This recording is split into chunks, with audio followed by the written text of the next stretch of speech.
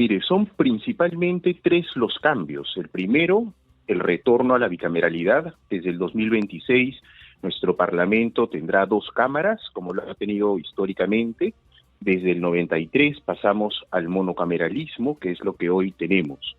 El segundo cambio importante es que los congresistas de la República van a poder ser reelectos de manera indefinida, continuando como diputados o postulando al Senado. Y el tercer cambio es la eliminación de la cuestión de confianza obligatoria. Te voy a conversar sobre este tema con Eric Urbina, constitucionalista, y que nos explique, por supuesto, qué cambios es lo que vamos a experimentar a partir de esta reforma constitucional. Doctor Urbina, ¿cómo está? Muy buenos días.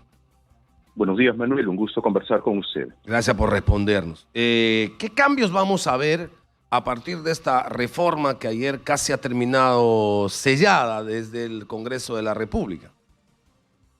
Mire, son principalmente tres los cambios. El primero, el retorno a la bicameralidad. Desde el 2026, nuestro Parlamento tendrá dos cámaras, como lo ha tenido históricamente.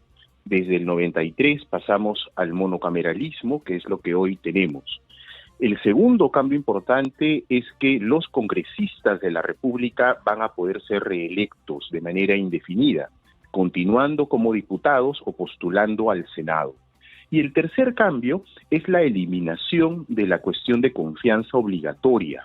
Es decir, cada vez que el presidente de la República nombre a un nuevo primer ministro, este ya no tiene que pedirle el voto de confianza al Parlamento. Solamente deberá acudir para exponer las políticas de gobierno, pero no tendrá que pedirle el voto de confianza. De esta manera ya no se podrán computar estas negativas que antes se temían en el Parlamento para una posible disolución. Esos son tres cambios importantes que el día de ayer se han aprobado. Ahora, en el tema de la bicameralidad, son 130 diputados, o serían, o van a ser, y 60 senadores. Según lo que se ha aprobado en la reforma el día de ayer, ¿cómo va a ser la elección de estos dos grupos? Establece esta reforma que a los diputados se les va a escoger de la misma manera como se escogen ahora a los congresistas, por distritos electorales, en proporción a la cantidad de habitantes.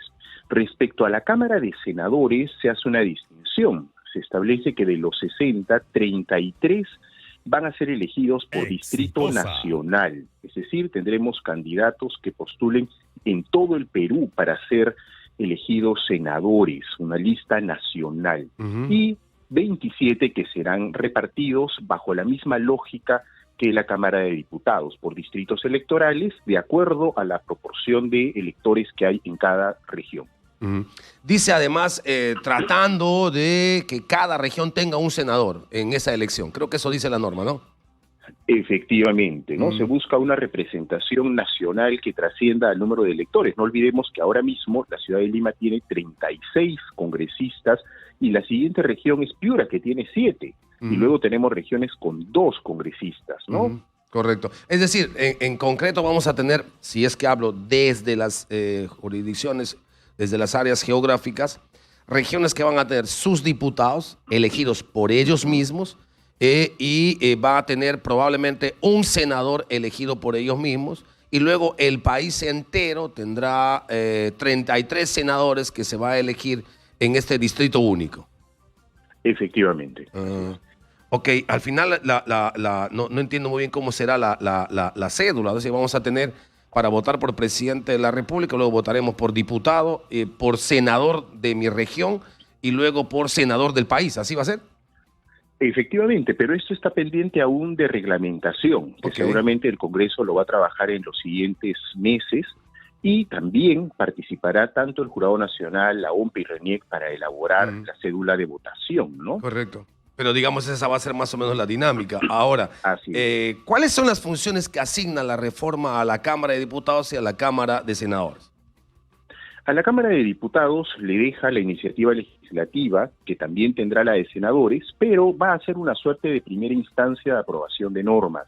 Toda ley que la Cámara de Diputados discuta y apruebe en su pleno deberá ser votada nuevamente en la Cámara de Senadores. Por otro lado, el control político se lo deja principalmente a la Cámara de Diputados. Quien estará encargado de interpelar a los ministros, censurarlos, es la Cámara de Diputados, no la Cámara de Senadores. Más cuando hay una acusación constitucional por denuncia constitucional contra algún alto funcionario, la Cámara de Diputados participa como órgano instructor, pero quien va a decidir es la Cámara de Senadores. A la Cámara de Senadores se le da también funciones más de representación y elección. Por ejemplo, el nombramiento de los magistrados del Tribunal Constitucional, directores del Banco Central de Reserva, defensor del pueblo, entre otros, ya va a ser una función exclusiva de la Cámara de Senadores, ¿no? Digamos, más o menos. ¿Usted ve alguna diferencia? Porque, claro, a mí me parece que estaríamos previo al 92, ¿no? O sea, digamos, en los roles entre diputados y senadores. Una Cámara de Diputados más política y una Cámara de Senadores, si vale el término, más técnica, ¿no? Así es una copia casi de la fórmula del 79, ¿no? Okay. Así es, ¿no? Y esto, ojo, eso también una crítica por lo siguiente. En el mundo, este tipo de bicameralismo perfecto se le denomina, en la cual hay una duplicidad en cuanto a la elaboración de leyes, y esta división ya está en bastante, digamos, caída, ¿no? Hay mucha crítica porque nosotros no lo hemos vivido, lo vamos a empezar a vivir.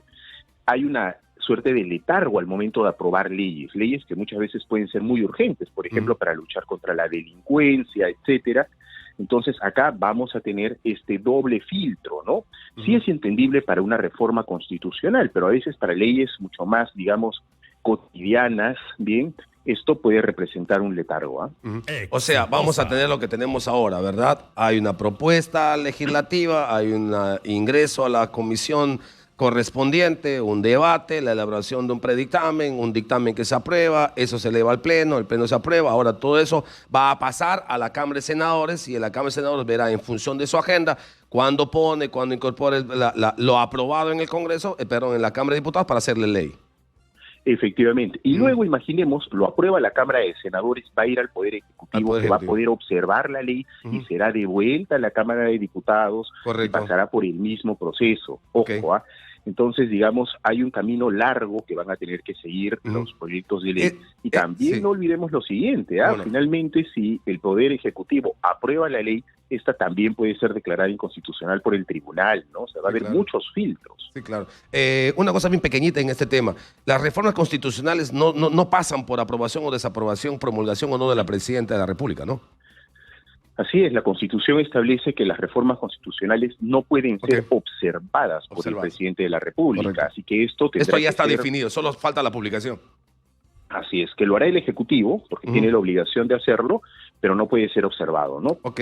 En cuestión de reelección parlamentaria, ¿estos congresistas de ahora pueden reelegirse para ser senadores o para ser diputados? La reforma establece que sí. Los actuales congresistas ¿para cualquiera de los dos? Postular. Así es, pueden postular en el 2026 para diputados o senadores, ¿no? ¿Qué les habilita? ¿Qué es lo que dice la norma para habilitarles? Establece que el cargo de congresista es reelegible y que pueden postular tanto a la Cámara de Diputados o de senadores, ¿no? Piden que para que sean electos senadores tienen que tener los ciudadanos peruanos más de 45 años o haber sido electos anteriormente como congresistas o diputados. Eso es excluyente cuando pone esas dos condiciones. Es decir, ahora mismo en el Congreso hay parlamentarios que tienen menos de 45 años, tienen 30 y pico de años o tienen 40 y 41. Sí. Estos que no tienen 45 años, por la condición de haber sido congresistas, ¿quedan habilitados a ser candidatos a la Cámara de Senadores? Expresamente la norma lo autoriza. Pueden cualquiera de los actuales, aunque no tengan 45, pueden perfectamente postular para ser senadores. O sea, han hecho una ley exactamente a su medida, ¿no? Sí, claramente, ¿no? Ok, correcto. Ha sido muy gentil, doctor Urbina. Le agradezco muchísimo por habernos alcanzado esta información y haber dilucidado este tema con nosotros. Muchas gracias. Gracias a ustedes, buenos días. Eric Urbina, abogado constitucionalista. Parece que hubieran mandado a sastre. Estos han hecho un traje, pero a la medida exacta de este Congreso. Para continuar, por supuesto. Y además la reelección, como lo ha dicho el doctor Urbina, no es la reelección de un periodo, como sí están evaluando en alcaldes y gobernadores, porque están viendo la reelección también en autoridades. Pero es por un solo periodo. En el caso de ellos es por el periodo indefinido. Pueden estar 50 años. de diputados o de senadores.